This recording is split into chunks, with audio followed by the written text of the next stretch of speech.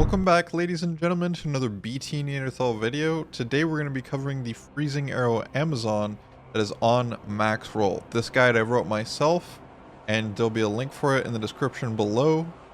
Now, let's get into it. Freezing Arrow Amazon primarily focuses on doing cold damage, some fire damage as supplement once you get into the late game stages. Freezing Arrow is extremely powerful against monsters that are not cold immune. It literally freezes them in place for a duration. We'll talk a little bit more about how to extend that duration a little bit later on with the gearing. Overall, if you come across any cold immunes, we're going to be generally dealing fire damage from Immolation Arrow and Exploding Arrow. You do use Decoy and Valkyrie to help keep the heat off of you, just because again we are an Amazon and like some of these things are squishy. However, if we're actually playing in the correct areas, we shouldn't have any issues dying, and we can actually run like negative resistances and be totally okay as long as we keep our distance. Now obviously, because we're an elemental build and pretty much every elemental build in the game, I want to use Infinity just to lower the enemy resistances in range. Now to talk about some of the pros, it's very beginner friendly. It's actually very safe. It's very simple. You just like left click, right click, whatever you want it to be on, and then switch skills to whatever you need. It's very, very relaxed. It's super fast paced once you actually get the damage output going. Tons of crowd control, as I said. And if you're playing in a group and you're front lining, actually really solid to just like disable everyone except for the cold immunes, of course. There's also multiple damage types, like I was saying before. You have fire damage. The only thing is, this is an Amazon, and Amazons are generally low mobility. Their faster cast rate frames are really bad, so if you decide to use teleport or something, not really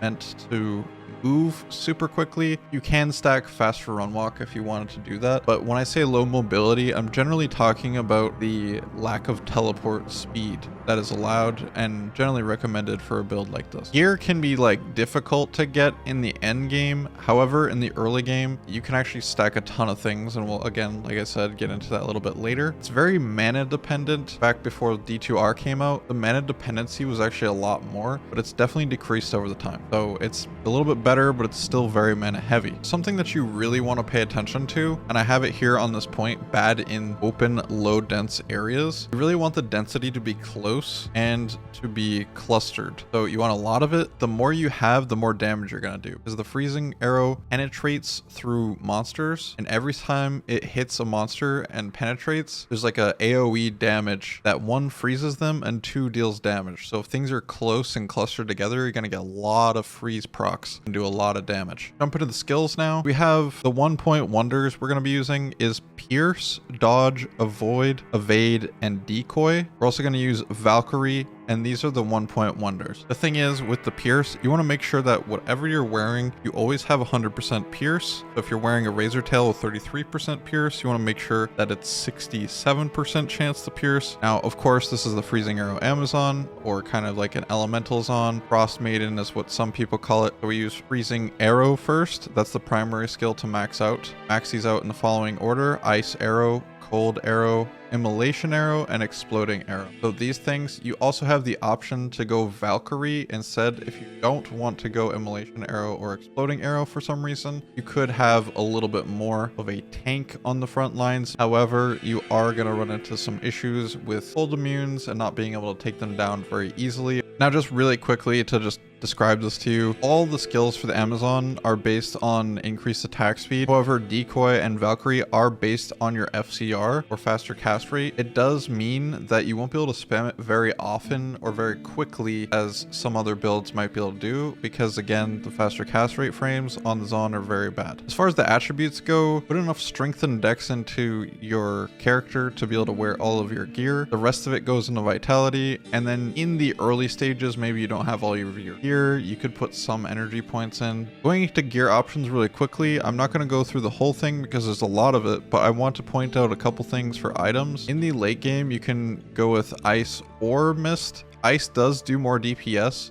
but it can be more expensive depending on the economy of the latter. And then for the early game, we have Melody and Wizendraw, and then Mavina's caster in the early game, or even in the late game if you get facets in the full set, isn't that bad either. The thing that you really want to look for is plus the skills. That includes like bow and crossbow, all skills, Amazon skills, attack speed as well. The rate of attack speed is pretty important for this build.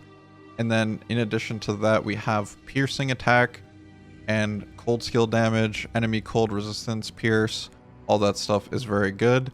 Again, you can look at all these gearing options at a later point if you do want to see them. Now for the farming spots, we have Mausoleum, Countess, Pit, Andariel, and Secret Cal level. Any of them with the green check mark means you can start them off in the early game or the starter variant that we'll see below in next coming sections. Overall, you want to be going to places that are very close to a waypoint or you have easy access to in order to maximize your farming.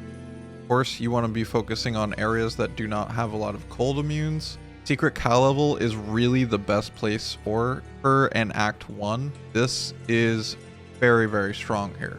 Group a ton of cows up and just watch them pop. Act 2, Stony Tomb and Ancient Tunnels. These are very strong options as well. Stony Tombs is going to be super juiced and Ancient Tunnels as well. These things are going to be great farming spots. They're both 85 zones, which means you can drop anything in the game. Arachnid Lair is pretty good. The only issue about Arachnid Lair is it's kind of like a maze in there and you don't have really clear shots very easily. Things do cluster up together, but it doesn't mean you'll be able to chain a lot of attacks and kills together. Ravencall kind of stands no chance as well against Freezing Arrow once you get into the late game. River of Flame, Chaos Sanctuary, and Diablo all get destroyed in the late game. The only thing you have to watch out here is for the Oblivion Knights that kind of curse you and are cold immune.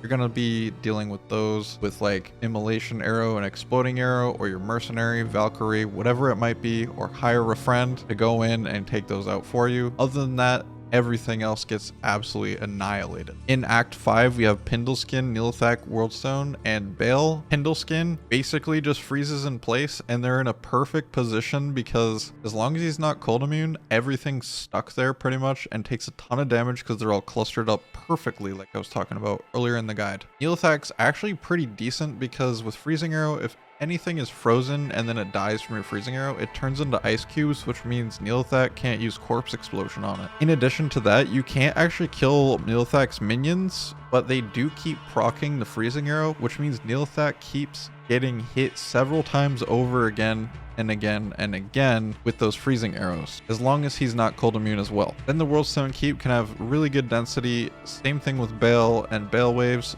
Those waves spawn in and immediately just stay in place if you time everything right. The only thing that's going to be a little bit annoying to deal with is wave 2, the little mage guys that can be a little bit annoying, but they're very low HP and you can take them out with fire skills or a mercenary no problem. For your mercenary, we're going to be using the Act 2 Might Mercenary with Infinity. You can buy Might from Nightmare and or Hell, and then Infinity definitely decreases the resistances of monsters nearby, greatly increasing the damage for both of your main skill being Freezing Arrow and your secondary skills like Immolation Arrow and Exploding Arrow. Now for our attack speed breakpoints, with the Ice Matriarchal Bow, you can look up the other bases on E2 Planner as well if you would like to, but it's not that hard to hit 60 if you use this bow because it already has 20 IS on it, and then the gloves give you 20, and then High Lords gives you 20 as well. And then hit recovery, we don't really care about hit recovery. This build doesn't really want to get hit,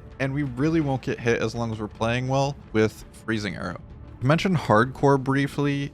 This build is extremely hardcore viable. The only thing I would change is just make sure you actually have that maximum resistances, and then make sure you have enough points into evade, avoid, and dodge just to survive and be cautious anyways. Again, just keep your distance from monsters when they die and explode and you should be fine. So going into the starter variant here for the Freezing Arrow Amazon, this highly relates to the farming spots with the green arrows. So if you want to refer to that, you totally can. Basically, all we care about is getting Melody with a +3 bow and crossbow base. Wisdom, also, it does require a pull, but what it gives you is Pierce, cannot be frozen, and then 5 mana after each kill. Those are the main stats we're going to be looking for here because mana is very heavy. For the rest of the gear, we're just going to be using Peace. And then for the gloves, basically anything with attack speed, if you can get 320s, that's even better. But, you know, 120s might not be too hard, or just bow crossbow skills. Life, resistances, all those things are really good. Fast run walk, as I mentioned earlier, is really strong. If you can do that.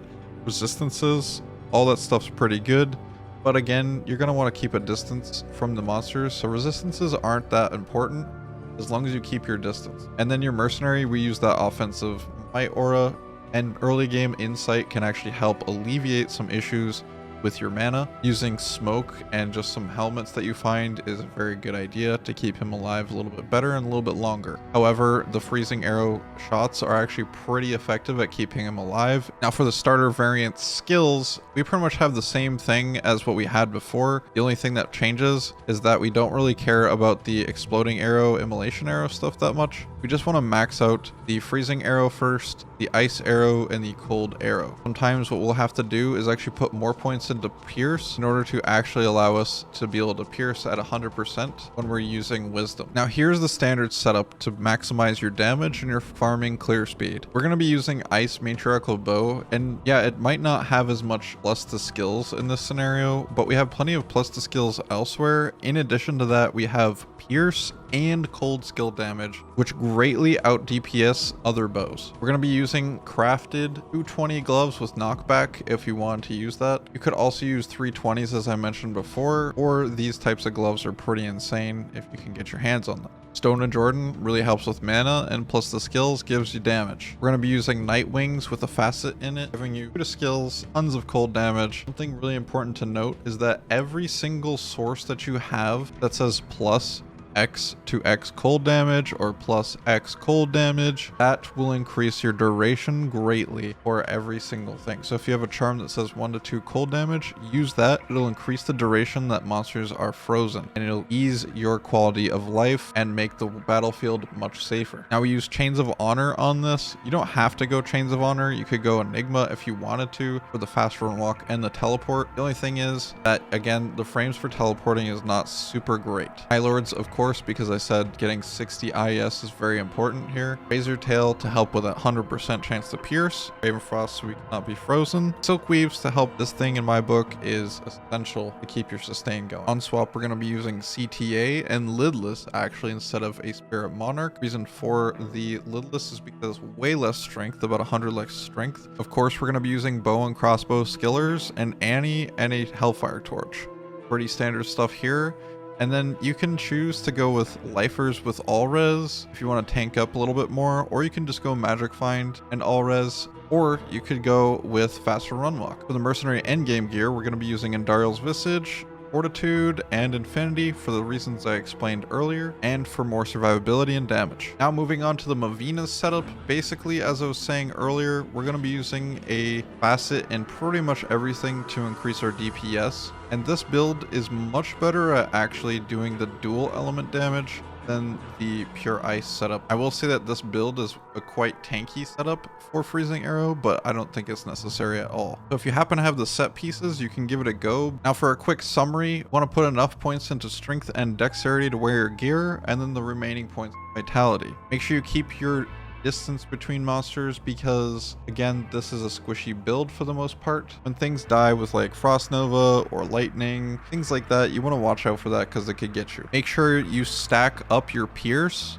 with the freezing arrow. You want to have 100% Pierce as soon as possible. Use Immolation and Exploding Arrow against cold immunes as well as your Mercenary. Valkyrie and Decoy can help you get out of dangerous situations. Battle Orders, Battle Command, Valkyrie are all great ways to keep yourself alive throughout the battles. In the early game, use Insight and use anything that gives you mana after kill. That can really help. Again, you really want to focus on attack speed and plus the skills in this build. I've actually come to really enjoy this build overall. It's just so satisfying to see all the icicles pop and then several chain effects of this over and over, and then they all freeze, basically disabling your enemy. It just is quite a fun build, and I highly recommend giving it a shot if you haven't already. Thank you all for watching. I hope you enjoyed and found this video very helpful. I appreciate you stopping in. There'll be more to come. Much love. I will see you guys next time. You're all beasts.